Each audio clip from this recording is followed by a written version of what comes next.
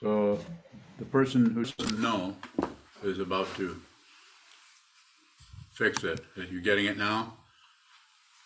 So I thought you didn't know.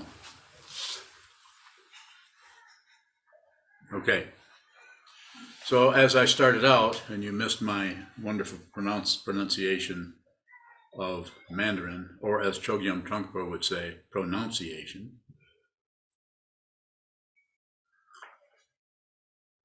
Gobujir Dao, which is Mandarin, I believe, or I don't know, but I don't really know. Let's see, who would know? Joyce, was that correct? Yeah, okay. Joyce knows. Nijir Dao. No? She doesn't know either. Or maybe she was correcting me. So this whole area of no, don't know, very, very powerful if it comes out of your awareness. I sometimes say, I don't know. I perhaps should say I don't know a lot more often. But it is necessary to go into not knowing first, not to panic in your ego and go into I know, not to go into I know, or I can come up with something. I can't just say I don't know. Yes, you can. And Juzan, those of you who caught the Shuso ceremony yesterday, show you how to do that. I'm looking to see if anybody's grinning. So did I just now change your presumption, your preconception of what it means to say, I don't know? Say it, I don't know.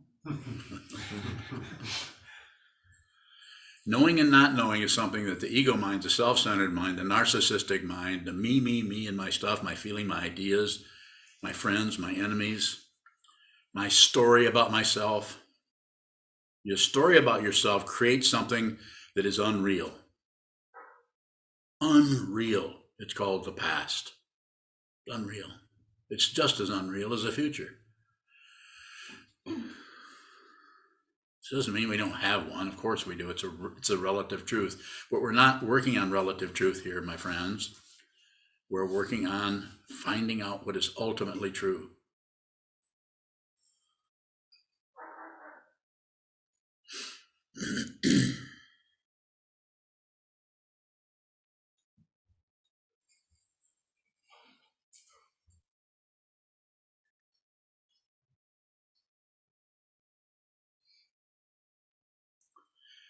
So prior to the Shuso ceremony, when Juzan asked me, how should I do this? How should I do this? And I think I don't know what everything I said to him, but the main thing I said to him is just be honest. Just tell the truth. Just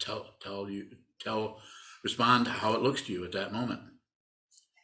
And that's how sometimes when you're on this path, you're doing a very intense practice, as he is. He works a 40-hour week and practices the other 30. Don't do the math. How many times do I have to tell you guys, stop doing the math? Just get you in trouble.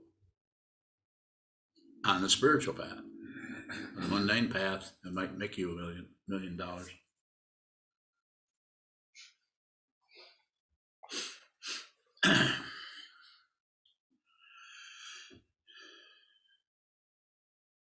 So an aspect that is very, very difficult to conceptualize. Very difficult. And the very difficulty in conceptualizing is the grasping quality of the mind that wants to conceptualize, that will not allow an open dimension. I don't know.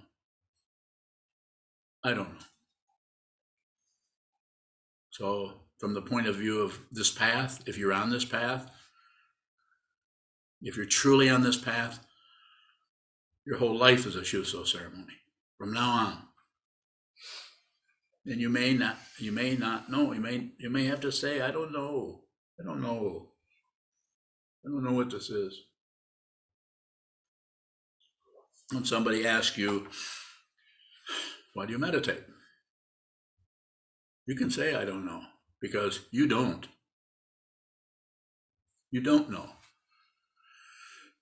I'm not saying you might not start out that way, saying whatever kind of propaganda or communication or announcements or whatever is showing up in your mind stream. But it gets more and more and more into, I don't know. It doesn't get into, I know that. I know what the first tenet is. I know what the second tenet is. I know what the third tenet is. I don't even know. And I wrote the damn things. Well, Seung-Sahn's help. He spells better than I do, don't you? Depends on if I'm writing in permanent ink. If you're writing in permanent ink, then your spelling gets pretty good. No? I just watched you write in permanent ink recently. Seemed like your writing was pretty good.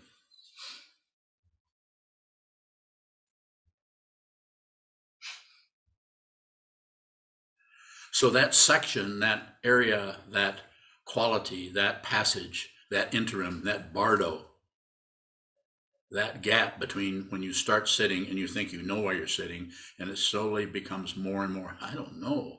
I don't really know. If I'm asked that question and I'm honest and I'm sincere,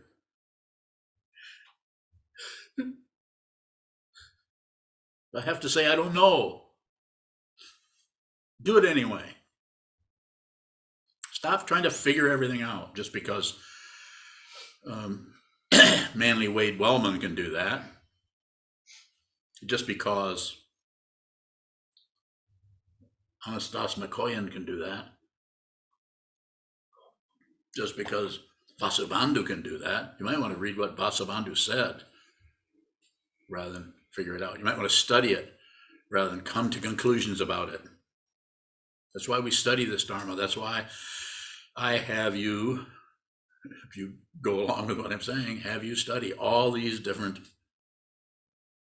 Dharmas, these different presentations of the Dharma, from the Digha Nikaya, Majjhima Nikaya, and so on, all the way up to everything that looks like it might have some kind of a pointer quality to it, towards what is beyond the very words that it's describing.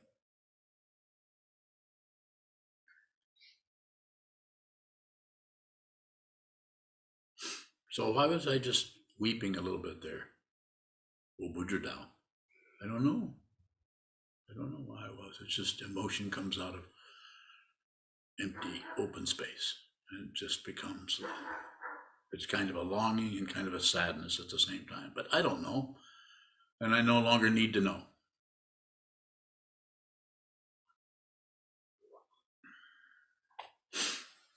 My encouragement for you all here is to find out who you are. Identity, mistaken identity is the main issue here. And that identity extends to from not knowing who this is, I don't know, to not knowing what that is out there, I don't know. That's the beginning of perception only, or the teaching that is being pointed at in the Yogacara tradition, as far as I can tell, but I don't know.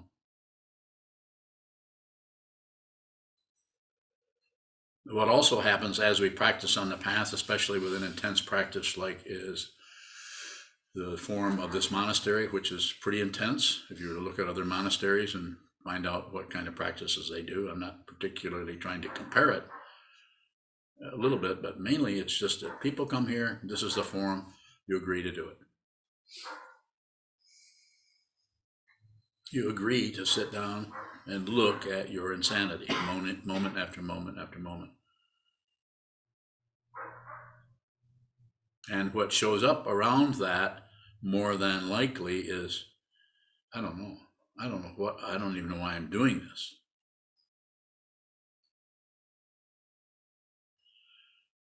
It's beyond the relative kind of knowing. Though if one spends a lot of time in that bardo called I don't know, which Seung-Sahn was in yesterday, I think he had more I don't knows than I've ever heard before in my life. Did you count them? Did anybody count the I don't knows? It could have been very important then. I have it on recording now. You have it on recording? You have the automatic I don't know counter on it? Click, click, click, click, click, click. Are you getting up to count them? Beginning up to close the window so the dog can't comment. That's our neighbor's dog. He's a wonderful, wonderful dog. Not neighbor. What is that dog's name? Does anybody know? Hans. Hans? Hans. Does Brad own Hans, or does Brad's son owns Hans? What's Brad's son's name? Say it. I don't know. Okay. Thank you. Yeah. Wujudao. Woman Bujudao. We don't know.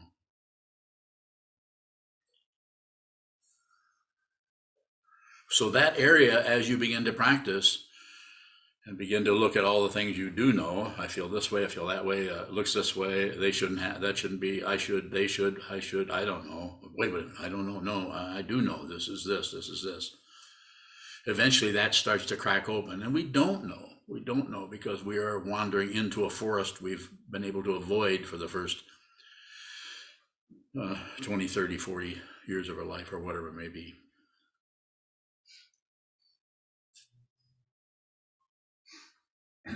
But as you do that, it becomes more of a not knowing, not knowing, not knowing. Even the things you knew 2, 3, 4 years ago, or before you started practicing, that you knew, you realize, oh, those are just conclusions out of relative truth, that there's something beyond that.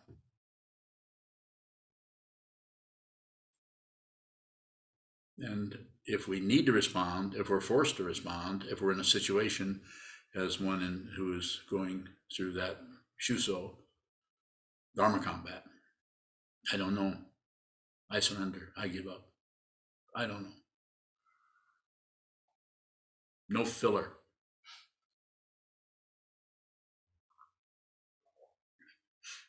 Interesting thing about that is the person that was saying, I don't know, is very, very capable of responding to you in conceptual structures that you wouldn't even understand. And you would be the one saying, I don't know. So what is that bardo? What is that intermediate state? What is that passage? What is that interim between the practitioner who's starting knowing everything and then slowly goes into that area of the consciousness that is without form? And the ego goes in there, and the ego mind, which is usually what's responding to any questions, says, I don't know. And the ego starts to run out of energy, runs out of authority. Still there, just is a little bit more unreal than it used to be. This won't happen with everyone. It depends on how tightly you're holding on to your knowledge, but eventually that's going to have to crack apart one finger at a time.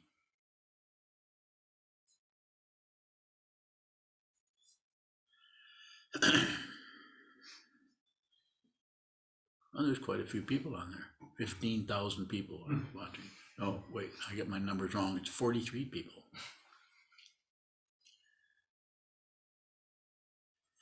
Go ahead, Toji. Doji bowing.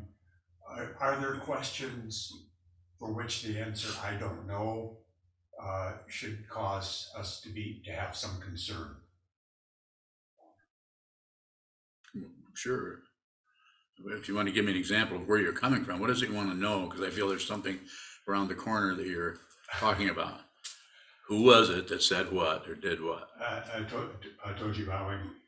In book study, the question of the teacher being awakened, the necessity of having an awakened teacher, and so on, was raised, and I didn't know how to answer that question and responded, I don't know, and felt that it was the wrong response. So you did know? I don't know. I like it. So that's when it gets into the area where things are starting to break down between the knowledge of relative truth and the knowledge or wisdom of ultimate truth, that area starts to just get full of cracks because it's coming apart. And so therefore, 10 people could be asked that question and they could all answer it yes or no, or I don't know, or all kinds of ways, and everyone would be correct. When you're talking about ultimate, the relative question about ultimate truth, it can be any of those. It can be an I don't know. I would say the most sincere answer to that probably would be I don't know. But if you know, then you should spit it out. If you ask me, do you need to have a teacher? I'm probably not going to say I don't know. I'm going to say that's the way it looks to me. It looks like you're going to need a teacher, but I don't know. Fundamentally, possibly, you could awaken without being kicked in the ass. Maybe. But if you're sitting in front of the teacher, then it's probably where you need to be. And a different teacher for each person, or for each group of people. I don't know, I've never counted how many students I have. Some people think of themselves as, they just are interested in me or friends of mine and listen to me, but they don't think of themselves as students of mine. And I just had one tell me that recently. But they're still, from the point of view of the sangha, they're still sangha. If you see what this is, everything is sangha. Raccoons are sangha.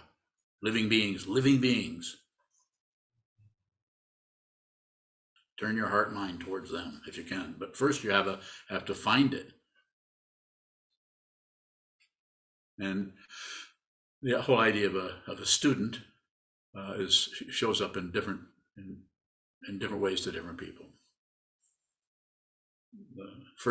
The first sangha member you're going to meet is your teacher, and then he, she, or they introduce you to your sangha, and that may be a group of monks, maybe 4 other people, it may be hundreds of people, it may be the whole world. But even that is done in stages. You first have to meet the teacher and realize there's somebody other than important you. There's somebody else that understands this in a deeper, more profound way than you do. And until you see, if you don't see that, that doesn't mean it's not there. It means that you could be seeing your ideas, your opinions, your judgments. I think sometimes people who have been, who knew me 40 years ago or 50 years ago might have difficulty seeing that something has changed over in this area. And they're still looking at me as they did 40 years ago. Or not. Not accusing anyone of anything.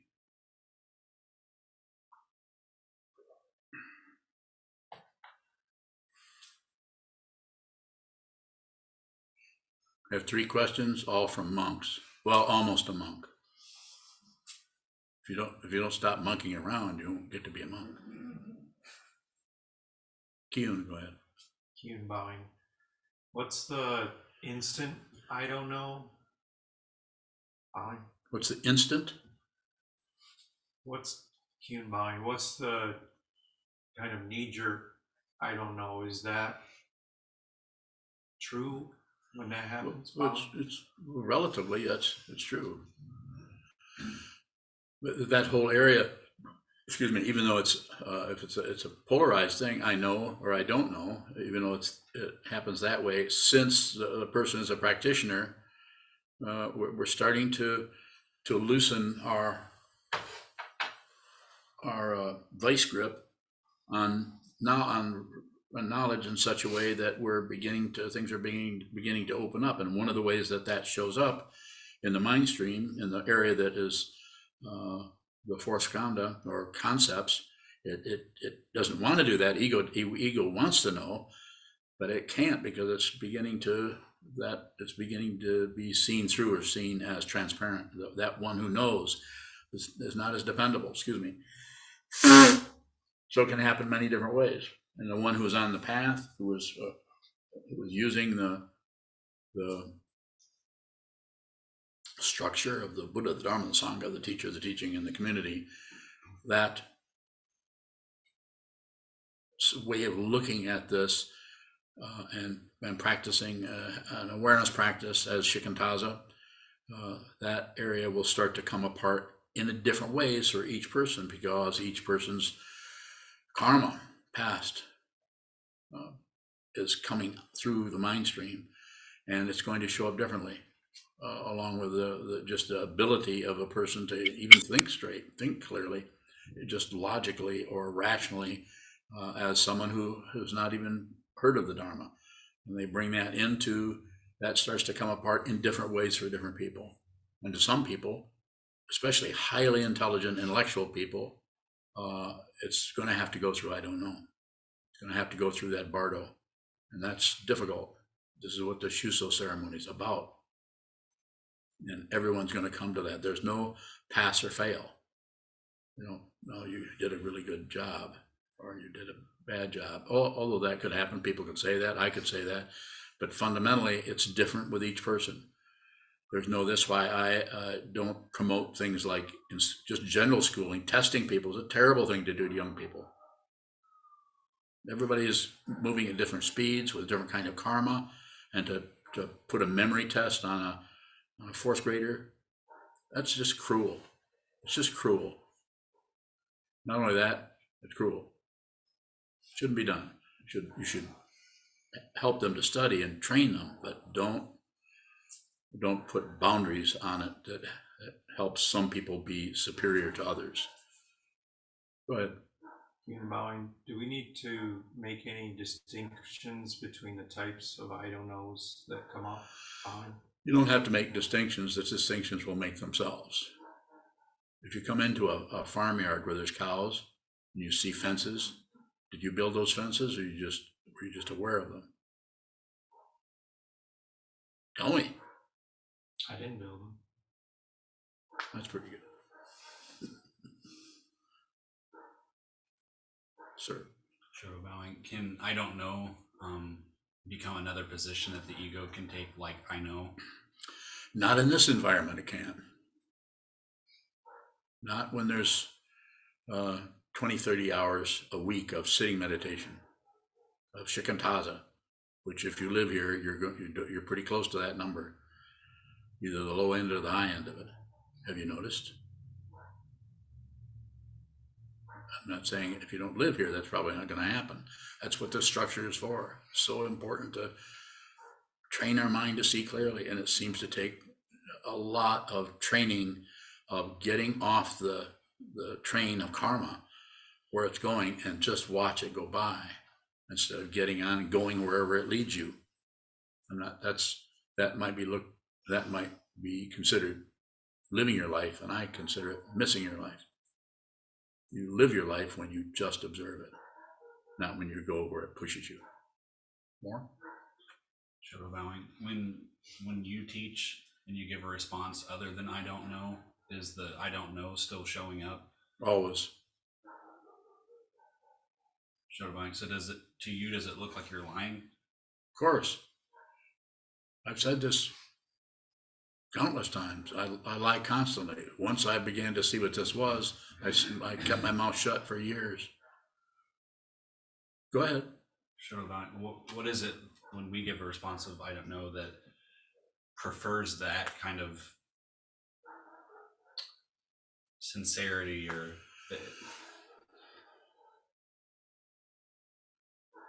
it seems like fear keeps us in the I don't know instead of responding with a lie? Do you think Seung-Sahn was responding out of fear when he said I don't know? No, not necessarily. Okay. So what are you talking about?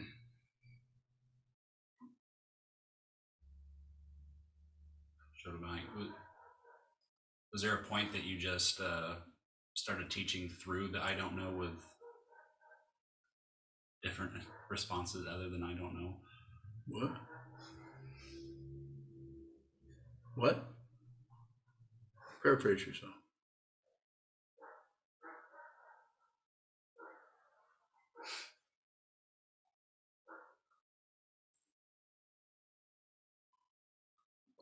So I don't know, if you continue on this path and you live long enough, eventually the I don't know turns into what? What do you think? You think it turns into I know?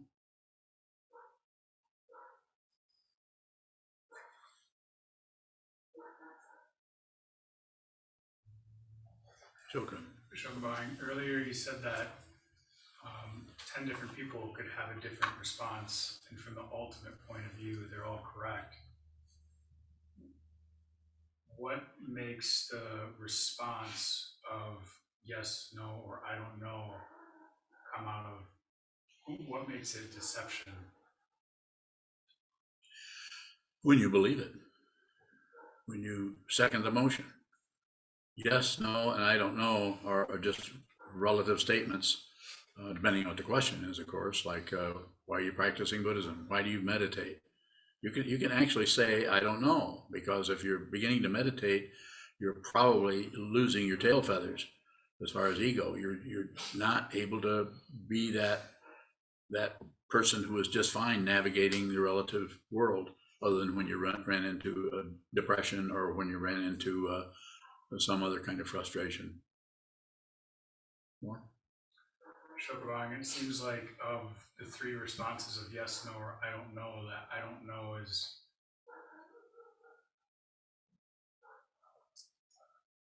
what is the belief in I don't know? What is the belief in I don't know? There may not be any. That's a statement, but there can be all kinds of aspects of consciousness that can be stabilizing with a self that doesn't know, with an ego that does not know. Like Johnny Carson used to say, I did not know that. Remember that? Probably not. I did not know that. His was a little more pretentious. More? Sokuzan,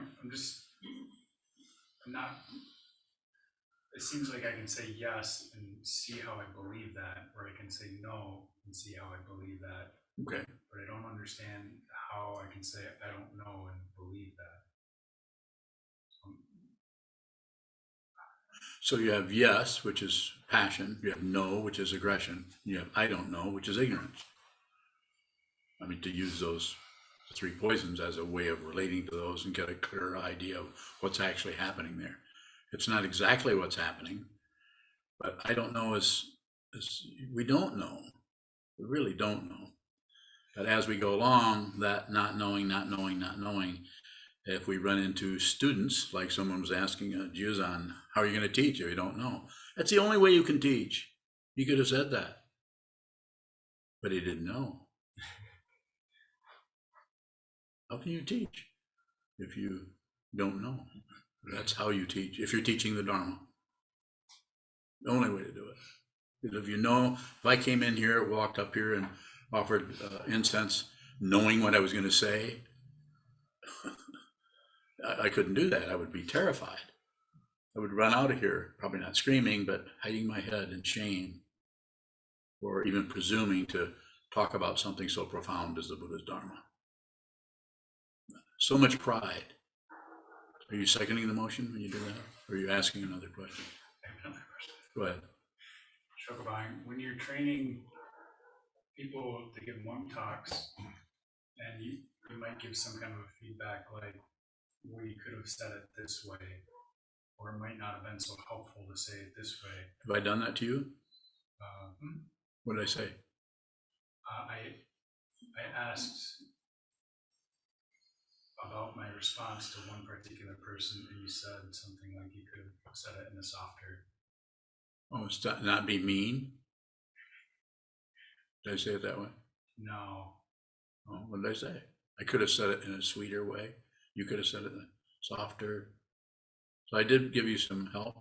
Yeah, I could say there was a question that one of your students who left asked when they came here to visit. And after they had left the sangha, I asked you how my response was to them. And you said that it could have been softer.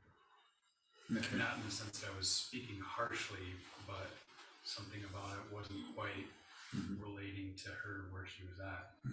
I don't recall the situation, but what was your question about that? So if ultimately any response can be correct, what's the area where we might be responding to somebody and it might be helpful or not helpful on the spiritual path? It's a complicated question. Yeah. How's it look to you? Complicated? Then we agree. So there needs to be some kind of dynamic happening between people when we talk or communicate, or we do the best we can to be as clear as possible, but we're always carrying our garbage of our past karma with us. You can't be a human being unless you have that. That's how it looks. I don't know, but that's how it looks, and I've been looking for a while. So you can't kind of clear that up. That being said, I'm often asked after monk talks, how did I do? Probably 90% of the time, maybe more, I say, you did great, you did great, because I know this is about training you. It's not about producing a good Dharma talk. You start producing what they call capital G-O-O-D. Is that how you spell God? If you start producing God Dharma talks, then people will start to worship you. And then you'll know that you're on the right path. How's that? That's okay. So what am I saying? I mean, I'm being crazy, but I'm just saying that it's the dynamic of intention. It just intend to say the truth, to tell the truth, to say the truth as hard as you can tell. And it might have a relative dynamic that makes you maybe feel nervous about it. The teaching person comes along and this question comes up, and then they, as I said, something, I guess what I said to you is that, well, you could have delivered that a little bit less softer. I guess that's what I said. So just some kind of feedback on it. But as far as right or wrong, it's always dependent. There isn't. So right and wrong is just out of the picture frame. It works if you're trying to make money, get somewhere, control people, control yourself, control. Right and wrong are great. They work. And all around the place, we see things that back up right and wrong. Night and day backs up right and wrong. Day is wrong, night is right. Why? Because night is it rhymes? Rhymes with right. Right night. Follow that? Why don't you ask a question about that rather than raise your hand for another question? You have another question? Let's go. Sokuzan, sometimes you say, when you respond to a question about awakening or about seeing the truth, you'll say, you won't mind if you live or die, or you won't mind if you feel like shit. If we're endeavoring to teach somebody functioning as a teacher and it's about intention, does it matter whether or not we're deceiving ourselves? Well, it's kind of a long drawn out. Yeah, probably. If you're deceiving yourself, I'm not saying you might find some students, but there are students who you're connected with in other ways rather than what you're particularly saying or teaching. We have examples of that everywhere of people who are totally out of their mind, and that resonance, that frequency, that 48 kilocycles or whatever it is with that person resonates with everyone else. So everybody's insanity on that same frequency joins in with that. It's called a cult. And there are cults everywhere. This is not a cult. How do I know? How do you know? You're not required to do anything. You don't owe me anything. But if you're in this building, if you're in this monastery, you need to observe the forms, hopefully with your body mind. But you're even observing a form if you're laying in bed and say, I didn't get enough sleep. That's valid. That's a valid thing to say in this organization. Respect people, not control them. More? Junshu Valley. What was our irritation with Seung-Sahn's response of I don't know? I don't know. Let's ask, let's see, I don't know. Let's ask Unya, you know? She said, yeah. So how does it look to you? That's a good question. And I noticed that. And did I have that? Yes. I can't teach if I'm somehow some kind of elevated person that has higher insight than everybody else. I don't know what I'm going to say until I sit down here and I talk out of what I see in front of me all the time. You can say 24/7, but that doesn't work. There's no 24/7. There's just this all the time. If you think there's a past and a future that has some kind of something more valid than this moment, use that other relative word that gets its meaning from the two thens, the then that hasn't happened and the then that's already happened. So the irritation is what? How does it look? It's like, come on, Seun-Sahn, cough it up. We know you know stuff.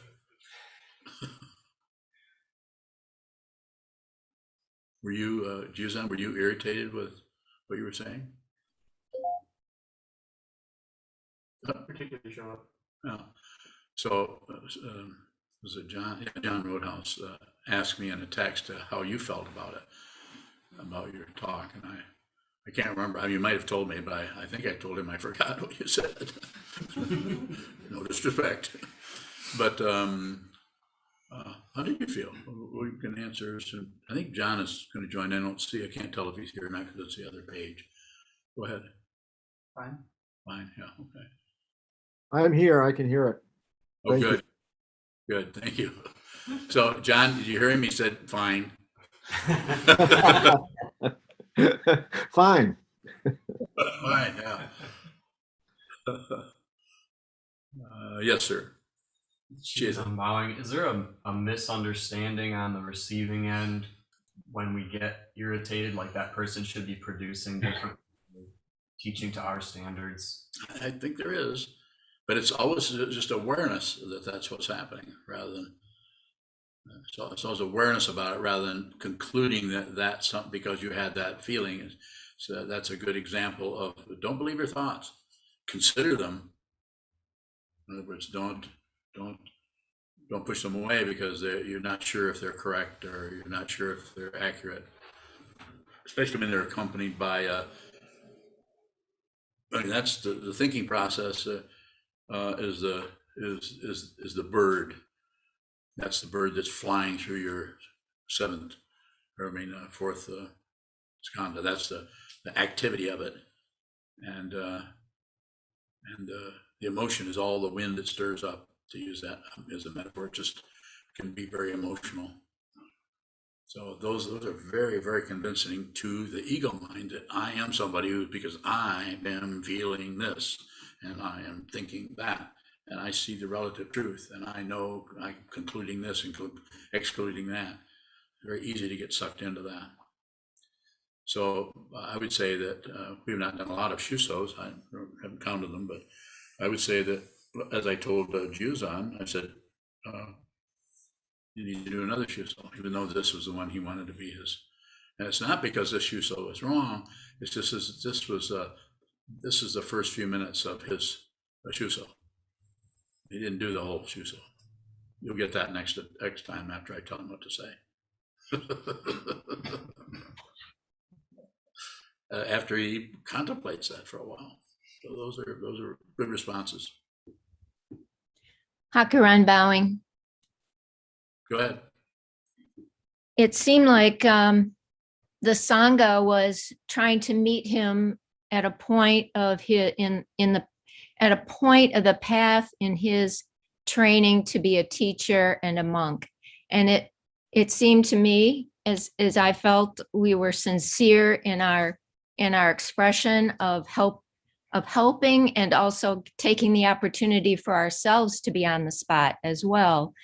And I felt almost like it was a defensive or a cop-out that he just readily answered, I don't know, to things that he could have elaborated on given all of his training so far. Hakuran bowing.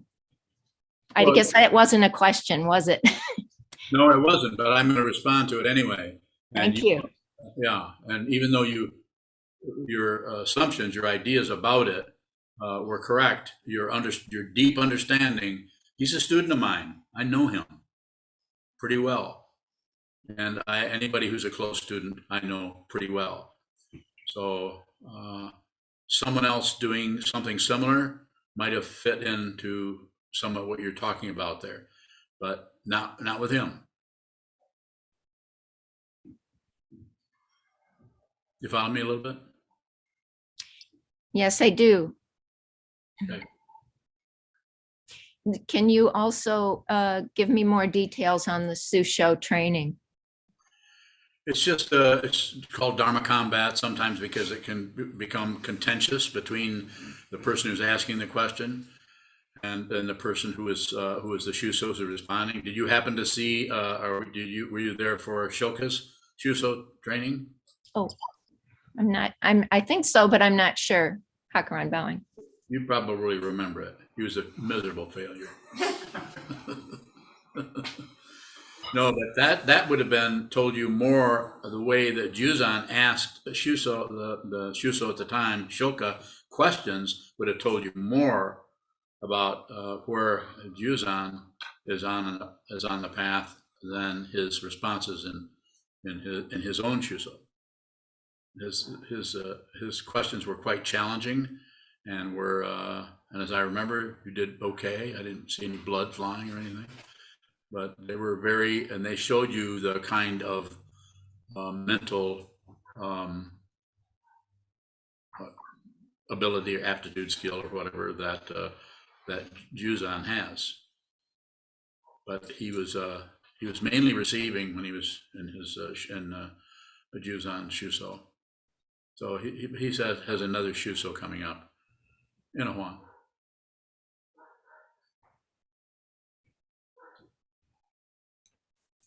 Kelly, oh, sorry. Let me respond to Junshu, and then I'll go to Kelly, and then I'll go to the next person that was speaking up. Go ahead. A question from Ted Smith. EQ was quoted as saying, "I don't know, and my life went away." Can you comment on this? Enough said. Ikyu was, I can't remember what century he lived in, but his life goes away. I don't know. The life that went away was the conventional life where he thought he was somebody going somewhere. Do I know that? I don't know Ikyu. But you're not separate from Ikyu. You're not separate from anybody. You're not separate from Chenrezig. You're not separate from Avalokiteshvara. You're not separate, not separate, not separate, not separate. You're not separate from this mumbling old man. You're not separate. Separated, but there's something called duration. It's not going to last. You may see that before you die, and you may not. But one thing I can tell you for sure, you're going to die. That's not even a negative statement. It just means one doorway after another, one bardo after another. Go ahead. A question from Naveed in Iran. That's a long ways away, Naveed. You should come over here. Dear Sokuzan, the other day while I was sitting in a park, I overheard a mom terrorizing her small boy because he couldn't jump well on one leg, and telling him all these stupid things, that when he goes to school, he would be a failure and a shame because he couldn't jump well. And I could see the joy leaving the boy, and he became shameful of himself at that very moment for nothing. And I felt that he would hear those words in his head for years to come. For me, it looked like murder. I sometimes find myself in similar situations, and I can't intervene unless it's absolutely necessary. But I really felt the sadness in that boy's heart. I don't think I can read that. It's hard to read. Hard to listen to. And I wanted to do something, but I didn't. Yes, I disagree with you. You did do. You're there. You told us about it. You're not separate from that boy, nor from his mom, who was operating out of fear and confusion. Have to respect people's confusion. That doesn't mean agree with it or go along with it. We have to start somewhere, and let's start with the warfare itself, rather than start with some kind of idea of peace or be holy or some crap like that. Start with the confusion. Start with the confusion. As has been said before, if you have Kabir, if you have a loaded gun in your heart, how can you have God, or how can you have reality? You can't have it because you're running around with an AK-47 in your heart or something else. So this is that's not something you could, Naveed, you could step into. Obviously, society, even the society here, is not going to allow you to interfere between a mother and their child. But the karma that brought those two together is untraceable. That doesn't mean that lets everybody off the hook, lets her off the hook. But you don't know, just to tell you a little story. 3 lifetimes ago, he was doing the same thing to her, or something abusive. How do I know that? Well, butcher down. I don't know. I don't need to know. You don't need to know the specifics of the content if you see the fundamental nature of this is dependently risen. And we all get so much heartbreak from that. We get heartbreak from not seeing it. We get heartbreak from seeing it. But see it. See what this is. See that there's no solid being in this khandhas. There's no solid. There's an old man here, but there's no solid person. There are young people out here, but there's no solid everywhere. But there's no one solid. You're not solid. You don't have to believe your thought patterns. Ignore your thought patterns, or destroy them, including your emotions. Just live your life, as is sometimes said. Just let the phenomena play. Kelly. Kelly bowing. Jizan's response yesterday of I don't know stuck. It's just been with me for quite a while, and I've been working on the grant proposal drafts for possibilities of doing something with youth, with whether it's Karma House or whatever program in the future. And when I'm doing that, they want measures and outcomes, and they want you to make projections around things. And so I'm trying to engage with a little bit of that. Ask your question. How do I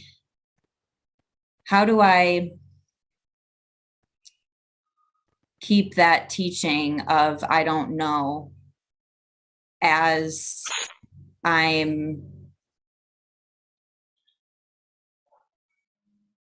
relatively trying to get something for us? Yes. Bowing. Do both.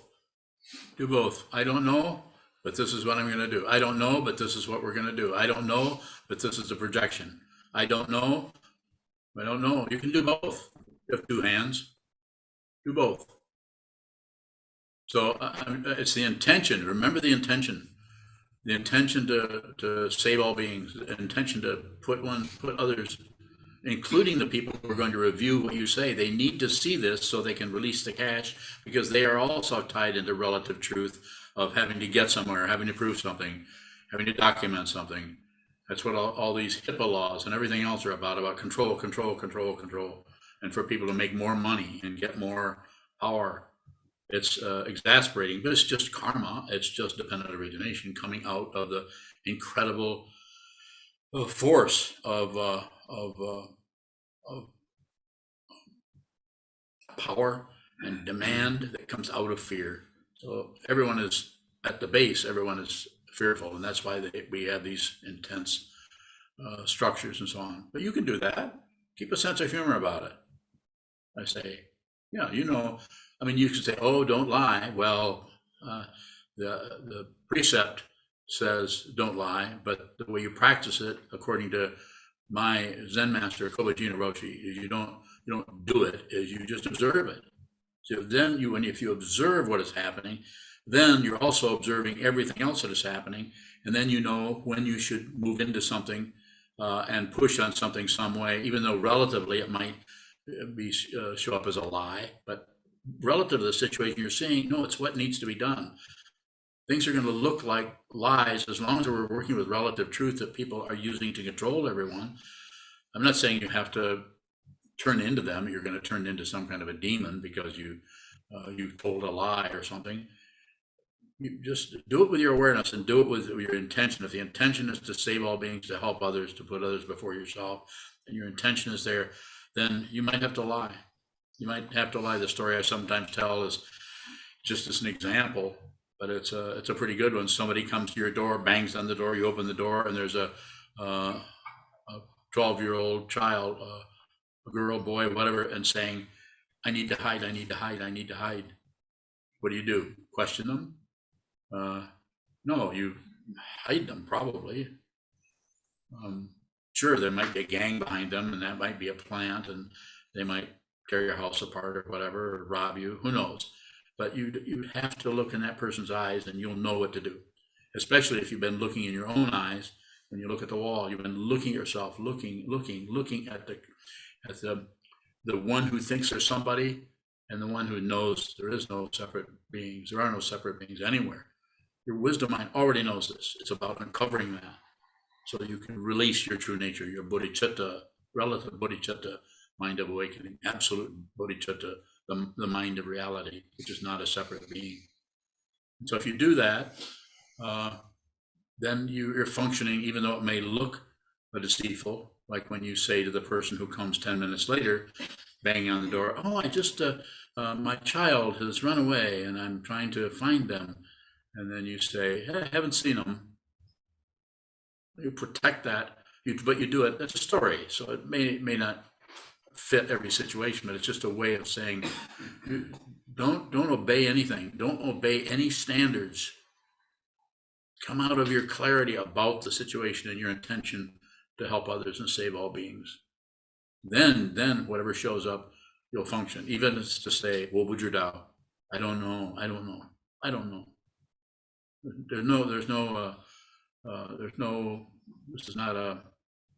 There's no graduating class. Further, Kelly? No, thank you. Bowing. There was another question I heard on Zoom that I heard someone speak up. Michael Bowing, Go ahead. is there a relationship between I don't know and the teaching of everything is changing? Well, it could be. So things are changing. You know, if things are changing, then the whole structure of whatever it is shifting all the time, unless it's like 4 and 4 makes 6. That doesn't seem to change. That's solid all the time. 4 plus 4 makes 6. You gonna argue with me? Come ahead. Well, for me, the more that I see that things are changing, that means that there's less of this solidness. Yes. And when we believe in the solid, we tend to say, I know. Yes.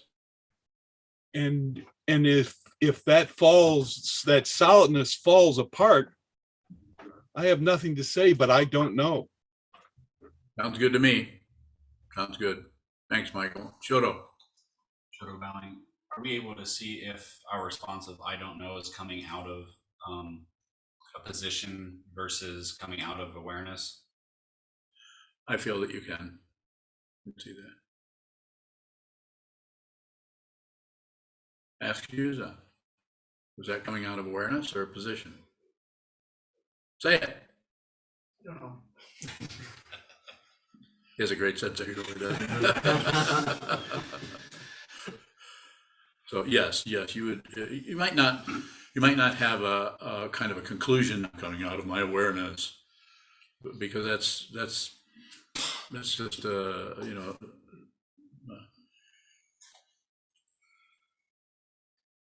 it's just extra. If you're coming out of your awareness, if it's showing up out of what's in front of you, the very question, the questioner, your state of mind, your position at the time, which might be positionless. As I've said, many people coming into this path, especially this kind of a rigorous awareness practice, tend to come apart. But that's why we have these forms, so that you can come apart with some kind of a container called the teacher, the teaching, and the community. So you have some protection for your ego to slowly dismantle itself. shadow bowing.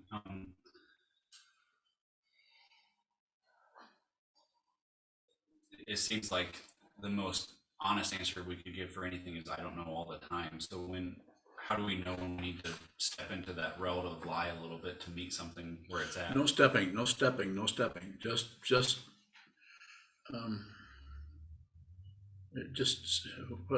have to say something. So we say, don't set up a standard. Don't say I don't know unless someone asks you or whatever happens. That's what shows up. It's the first thing that shows up. Now I realize, as Hakaran mentioned a little bit, I was kind of going there, and this is true. If Sokuzan were to be able to think about his question for 3 or 4 minutes about the question before he responded, if he were to do that, just look at the person and wait and see if something shows up. So it seemed to me, because he was very quick at it, he just would show up, nothing was there, I don't know. He would ask a question, nothing was there, so he'd say, I don't know. Why do you meditate? I don't know. Well, that was the immediacy of it. So that tells me, might not tell you this, but it tells me that he just, the conventional word from the 1960s is spaced out. But the word from this situation is just no particular reference point other than the stick he held in his hand. So no standard. More? Thank you. Junchu. Junchu bowing. Is it still genuine to say I don't know, even if it's coming out of fear of being wrong, or just fear in general? Probably. But there again, it's dependent on so many things. Is this person you, or is it someone who is not a practitioner, who has no awareness practice at all? Or is it someone who is practicing very diligently to try to see the truth for themselves? Is that what's happening? I think I was referring more to myself. Okay, so ask your question, only paraphrase it.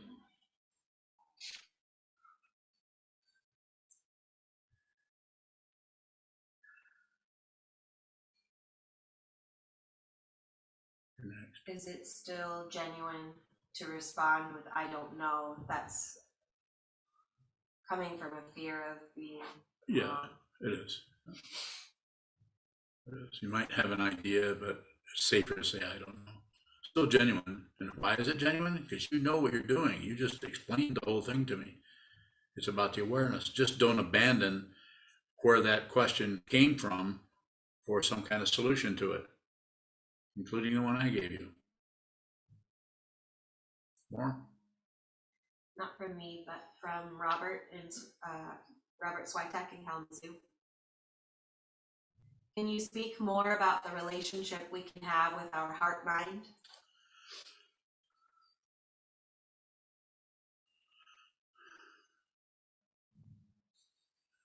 I don't know. I could speak more.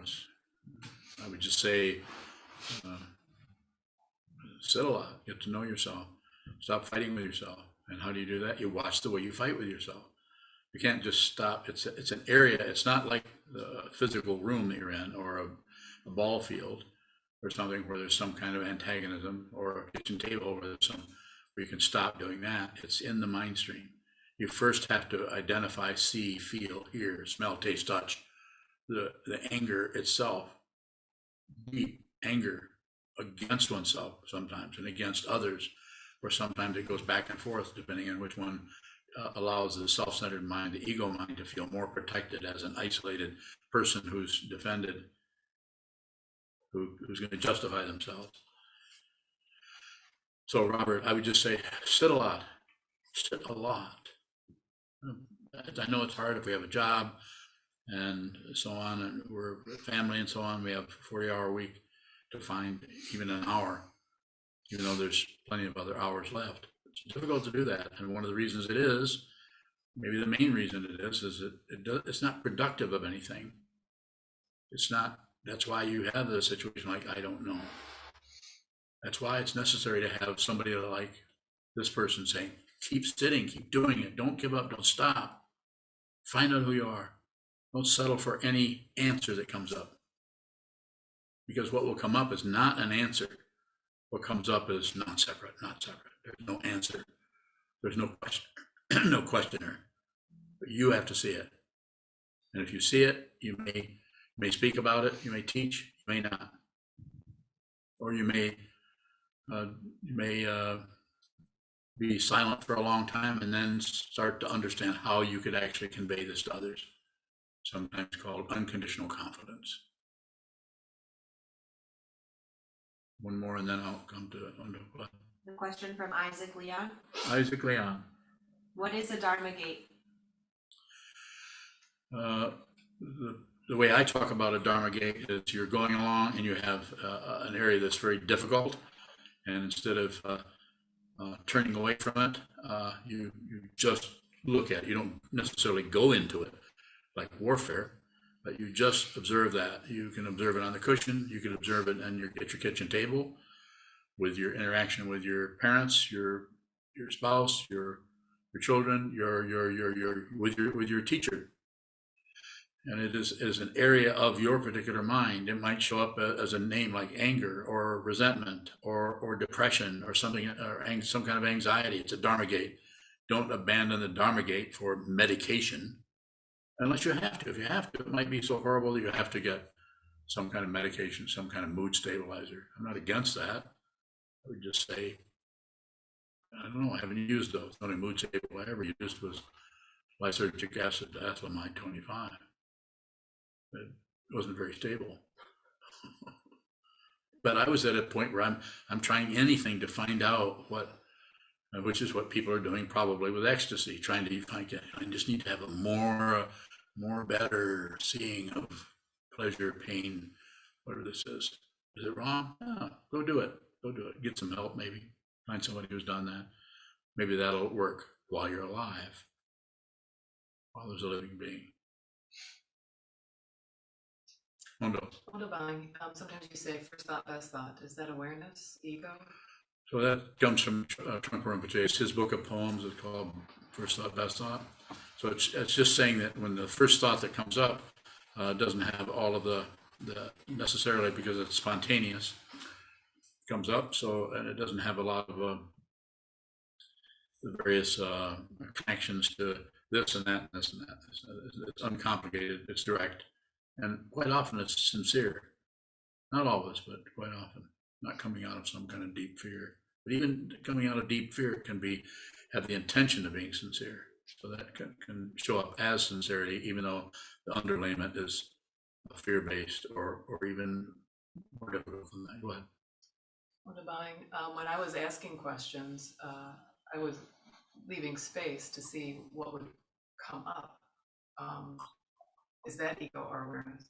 What's the situation? You're At the Shuso, when I was sitting in front of Seung-Sahn, wondering what next question I could ask. Or when you point to someone, you should use all fingers. You're welcome. Let me see you do that. Very good. Now finish your question. When I was asking questions of Seung-Sahn, I paused and created some space, thinking, wondering if there's another question that would come up. Mm-hmm. Is that awareness or ego? It's either one necessarily. Could shift back and forth.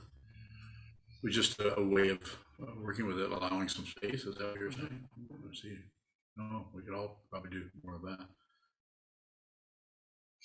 Further question about it, though? No? Is there a final question? Right. Jason Bowing. Right, Jason. I'll come back to you. Is it possible to hold on to the idea that ultimately I don't know, while also holding on to things that I know, or at least think I know? Bowing.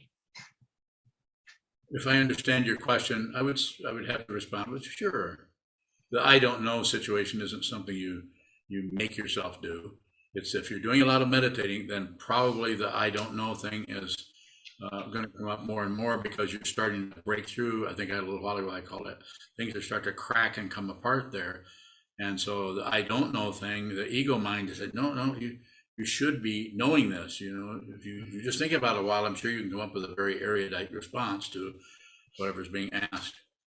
That is possible, but it also might be a good idea to just not know for a while.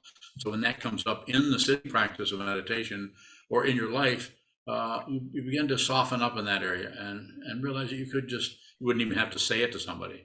You would just not particularly know what's happening. It wouldn't have to be some kind of a conventional conclusion about, I don't know, but just a feeling of spaciousness at the end of some kind of inquiry from someone else or an inquiry from yourself, that you would just realize you could know it. You could go back into your kind of old-fashioned way of figuring everything out and putting everything on a legal pad, calculating, calculating. But instead, you're going to just rest in the nature of mind, as it has been said. Where I got here, rest in the nature of Alaya. Rest in the nature of the basic mind, which is not particularly sleeping or ignorance. Go ahead. Now, a question from Joseph in Kalamazoo. In my Spanish classes, one of the techniques I encourage is educated guessing in order to direct my students towards experimentation and stretching one's comfort zone. How can we stay in not knowing without using that as an excuse to avoid observation?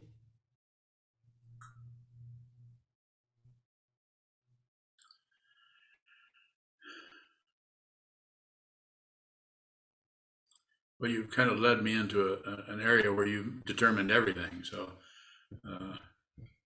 I don't think that's not knowing the way I'm talking about it is not an excuse to avoid observation. So I don't know how else to say it other than without, to say, how can we do that without? You might have to do some of that to see the difference between them, between what that is. So you might have to do a bunch of it.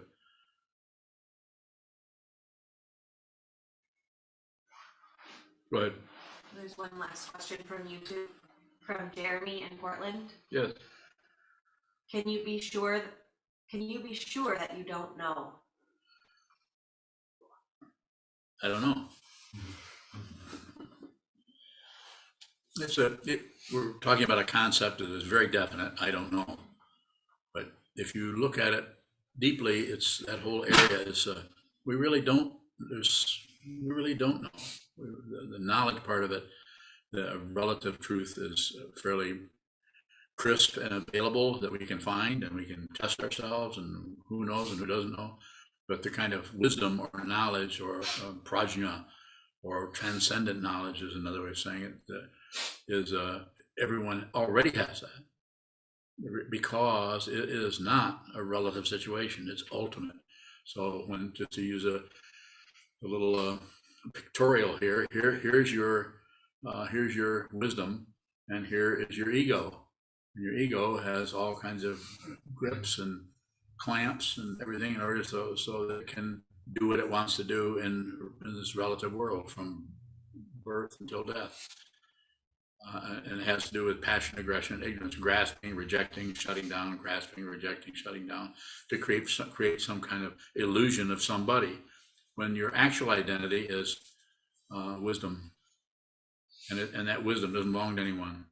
Wisdom is you're no longer concerned about protecting anything, because who you are fundamentally can't be threatened, because there isn't anything else to threaten it. But your identity is that. How do I know? Well, Buddha Dao. I don't know. I don't know it in a conventional way, but I'm completely certain of it. If you're interested, I can help you with that. If you're not, go mow the lawn. Write the great American novel, Mark. Or the great American detective story. Or do, really, I don't mean that sarcastically. I'm saying, please, just do whatever you want with your life. If you come this direction, I'll help you. If you want to go another direction, you're not doing anything wrong. Nothing to correct. No, everybody shouldn't be doing this. Don't convert anybody to anything. Don't teach anybody to meditate unless they ask you. And then, as I've sometimes said, make them drag it out of you. Further questions? One more, and I'm done. Go ahead. Sokuzan, when you talk about only don't know mind, if someone sees or realizes what that is the response of yes or no itself, yeah, I don't know.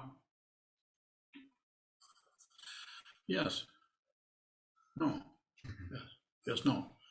It is, it comes out of that kind of spaciousness, not having to be correct, and even saying something and getting something wrong. I talk enough that I probably say all kinds of things wrong. Sometimes I get lineages mixed up, and I think that this lineage is that, or this teacher came before that one, and actually I got them transposed, and it's all relative stuff. I'm not a scholar. I don't claim any particular.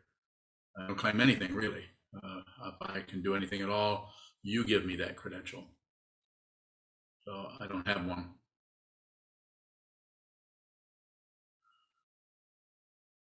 Well, I'm a monk. I guess I do have one. Very good. We can close.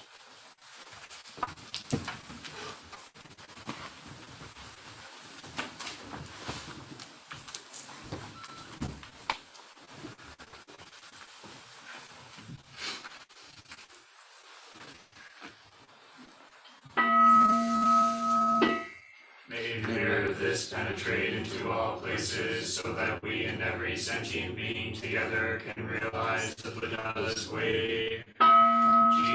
Ji-ho-sa, ji-hu, shi-son-bu-sa, moko-sa, moko-ja-ho-ro-mi. The 10 directions, the 3 worlds, all Buddhas, all venerable ones, Bodhisattvas, Mahasattvas, the great Prajna, Paramita.